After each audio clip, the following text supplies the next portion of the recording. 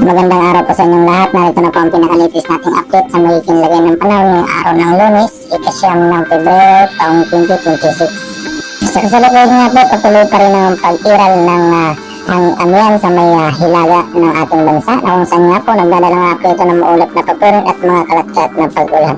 Samantala, ang ating minomonitor na low pressure area na naging bagyong basyong ay kasalukuyan pa rin na umiiral sa area ng Visayas.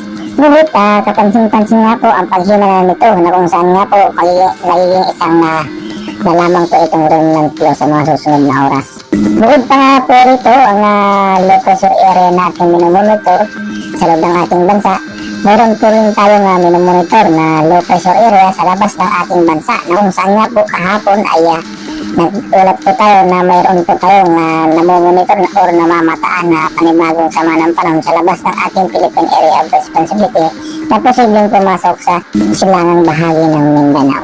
Ngunit sa nga po, kasamang palad, ay mayroon pa rin po itong kasunod na panibagong low pressure area, na kung saan nga po mayroon na po tayo dalawang low pressure area sa labas ng ating Philippine Area of Responsibility na posible nga po na magkasunod na pumasok dito sa ating Philippine Area of Responsibility, na kung saan lubos po natin pinagahanda ang ating mga kababayan upang sa ngayon makapaghanda po at makaiwas sa malubhang epekto ng panibagong sama ng panahon, na kung saan makikita nga po natin sa pinakalitis satellite image po natin na kung saan ng low pressure area sa labas ng ating Philippine Area of Responsibility ay bahagya na nga po itong malapit sa ating Philippine Area of Responsibility or papasok na nga po ito ng ating Philippine Area of Responsibility. Samantalang kapansin-pansin nga po ang kasunod nito na low pressure area na nagdadala nga po ito ng mga maulat na papurin at mga localized thunderstorm, na kung saan nga inaasahan natin na siyang makaapekto sa silangang bahagi ng ating bansa kung ito ay papasok ng ating Philippine Area of Responsibility. Samantala, para sa inyong kalaman, sa posibleng pangalan ng panibagong bagyo na papasok sa ating Philippine Area of Responsibility at kung sakaling maging ganap na bagyo nga po itong low pressure area sa loob ng ating Philippine Area of Responsibility, ay papangalanan nga po natin ito sa local name na bagyong Kaloy. Ang pangatlong bagyo na posibleng mabuo sa loob ng ating Philippine Area of Responsibility. Samantala, bukod nga po dito sa bagyong ating minomonitor o low pressure area, patuloy pa rin ang pag-iral ng amihan sa may hilaga at silang bahagi ng Luzon at kawilang dito sa may area ng Visayas, na kung saan nga po nagdadala nga po ito ng maulap na papurin at mga kalat-kalat na pag-ulan, lalong-lalo na dito sa may area ng Cagayan Valley Region, Isabela, Aurora, Quezon, Nueva Ecija, Bulacan, dito sa area ng Quezon, Laguna, Batangas, Cavite, at kabilang na rin dito sa area ng Bicol Region. Sa lugar naman nila ng Camarines Norte, Camarines Sur, Catanduanes, Albay, Sorsogon, kabilang na rin ang Masbate, Northern Samar, Eastern Samar, Samar, Biliran, Leyte. Bunot po yan ng hanging amihan na associated doon sa natawag natin na humina na low pressure area or remnant flow na lamang po. So kung saan nga po, inaasahan nga po natin na malulusaw na lamang po itong low pressure area sa loob ng ating Philippine Area of Responsibility. Kaya naman po, wala po tayo dapat ikabahala dito sa low pressure area sa loob ng ating Philippine Area of Responsibility, na kung saan inaasahan natin malulusaw na lamang po ito sa mga susunod na oras.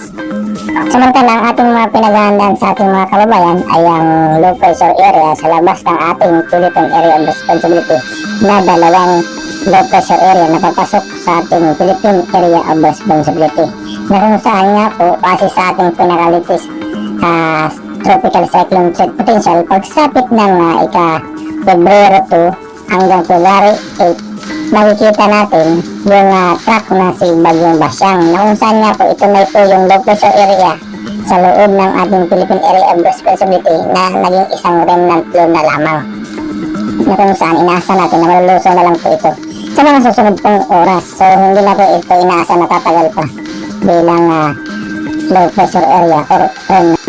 Pagsapit po ng week 2 or February 8 hanggang February 15, meron po tayong outlook or posibleng mabuo sa loob ng ating Philippine Area of Responsibility na kung saan kasunod nitong bagyong Basyang na kung saan na posibleng na maging bagyong Kaloy. Dito po yan sa may silang bahagi ng Mindanao na posibleng mabuo. So iyan nga po yan yung nakikita po natin na papasok na low pressure area sa ating Philippine Area of Responsibility na kung saan nga po inaasa natin na posible nang pumasok sa mga susunod na araw. Na kung saan nga po may kasampa nga rin po itong panibagong low pressure area. Dalawa po ang ating minomonitor sa labas ng ating Philippine Area of Responsibility. Na kung saan nga po posible pa rin po magbago ang ating track ng low pressure area. So posible pa pong humina or lumakas pa po lalo itong bagyong ating minomonitor sa labas ng ating Philippine Area of Responsibility.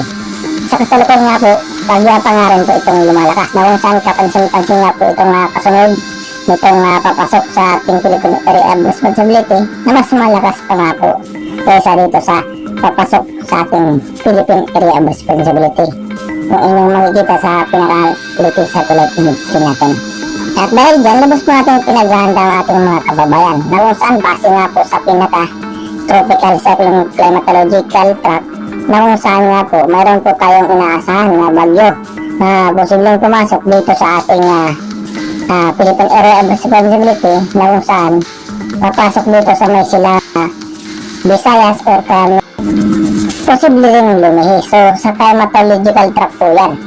At meron din naman tayong minomonitor na posibleng pumasok din sa may Mindanao. So yan yung pinaka tropical cyclone climatological track po natin. So posibleng mayroon pumasok at lumihis nga lang po palayo ng ating bansa. Mayroon din po tayong senaryo na lalapit dito sa may silangang bahagi ng Mindanao at pumasok na posible nga po maglalantol sa Visayas at Mindanao. So yan po yung ating senaryo sa posibleng track nitong papasok na low pressure area sa ating Philippine Area of Responsibility. Samantala, dahil pa nga rin po sa pag-iral nitong mga weather system na hanging amihan or northeast monsoon sa may hilaga at silang bahagi ng ating bansa na kung saan associated din dito sa low pressure area or remnant na inaasahan natin na malulusong na lamang po ito sa mga susunod na oras. Na kung saan meron pa rin po tayong babala sa mga malalakas na pag-ulan na maaaring maranasan ngayon hanggang bukas ng hapon. Sa lugar po yan ng Quezon, Camarines Norte, Camarines Sur, Catanduanes, Albay, Sorsogon na kung saan nga po inaasahan po natin ang 50 o 100 mm na pag-ulan na dulot nga po nitong hanging amihan or northeast monsoon na kung saan meron din po tayong inaasahan dito sa may Visayas ng mga pag-ulan. Kaya po nakataas din po ang weather advisory po natin dito sa may Northern Samar, Eastern Samar na makakaranas din po ng mga malakas na pag-ulan ngayon hanggang bukas. Inuulan ng mga nakarang araw pa na malambot na nga po ang mga lupa dun sa mga bundok na lugar na posibleng nga po magdulot ng pag-landslide sa pabundok na lugar. At para naman sa magiging lagay ng panahon ngayong araw, inaasahan pa rin po natin makakaranas pa rin po ng mga pag-ulan dito sa area ng Cagayan Valley Region, Isabela, Aurora, Quezon, Camarines Norte, Camarines Sur, Catanduanes, Albay, Sorsogon, kabilang dito sa area ng Masbate, Besia, Bulacan, Laguna, Cavite, Batangas, mga labang bahagi ng Luzon dito sa area ng Marinduque, Romblon, Occidental Mindoro, Oriental Mindoro. Tulad nga rin po yan ng amihan. Sama po dito ang area ng Ocayao, Kalinga, Mountain Province, Ifugao, Vizcaya. Magkakaranas po yan ng maulat na patuloy at sinasamahan ng mga pag-ulan na dulot nitong hanging amihan. Samantala sa mga lalabing bahagi pa ng Luzon, dito sa may kanlurang bahagi ng Luzon ay inaasahan po natin magiging fair weather na kung saan nakakaranas po ng improving weather na sinasamahan ng mga light rains or makahihinang pag-ulan. Dito po yan sa area ng Ilocos Norte, Ilocos Sur, La Union at Pangasinan. Bilang dito sa may area ng Zambales, saan po ang makakaranas ng fair weather ang magiging lagay ng panahon. At para naman sa magiging lagay ng panahon dito sa Visayas, ay inaasahan po natin makakaranas ng mga pag-ulan dito sa may area ng Northern Samar, Eastern Samar, Samar, Leyte, Biliran. Dulot nga rin po yan ng paglakas ng hangin-angian na siyang kasalukuyan ay bumababa yung epekto dito sa may Visayas. Inaasahan natin ng 50 to 100 mm na mga pag-ulan dito sa nasabing lugar. Samantala dito sa nalalabing bahagi ng Visayas ay inaasahan din natin makakaranas na maulap na papawirin at mga mahinang pag-ulan na dulot nitong hangin-angian at mga localized thunderstorm na dala nga po nitong for low pressure area na nagiging remnant low na lamang po ito. Ito po yan sa area ng Aklan, Capiz, Antique, Iloilo, Negros Occidental, Negros Oriental, Cebu, Bohol, Siquijor. Samantala, at dahil din sa epekto ng pag-iran ng remnant low, ay inaasahan din natin makakaranas din ng bagyong maulat na pagpawirin at mga localized thunderstorm dito sa may Palawan area.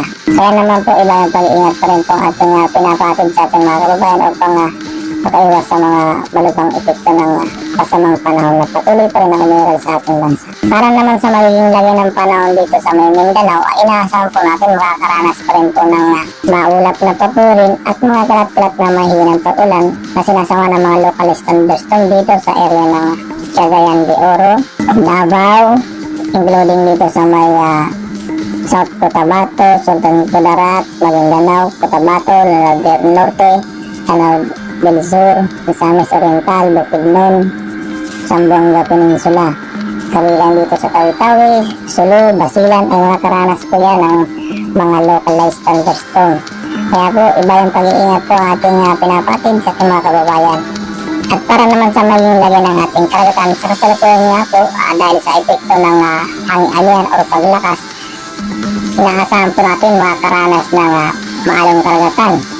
Mayroon po tayong nakataas na gale warning sa lugar po yan ng Batanes, Cagayan including Babuyan Islands, Isabela, Ilocos Norte, Ilocos Sur, La Union, Pangasinan, Zambales, Santa Cruz, Candelaria, Malawi, Iba, Aurora.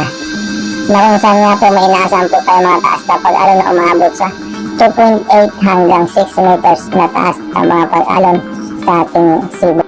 Na kung saan sa mga nalalabing bahagi ng ating karagatan o seaboard ay inaasahan po natin makakaranas ng slight to moderate ang magiging lagay ng ating panahon. Dito po yan sa may kanlurang bahagi ng Visayas, kanlurang bahagi ng Mindanao at silang bahagi ng Mindanao. At yun nga po ang pinakalitis nating update sa magiging lagay ng panahon ngayong araw ng Lunes. Ingat po tayong lahat mga kababayan at maging alerto sa ating mga tuling maging updated sa mga bagong ulat na aming ilalabas.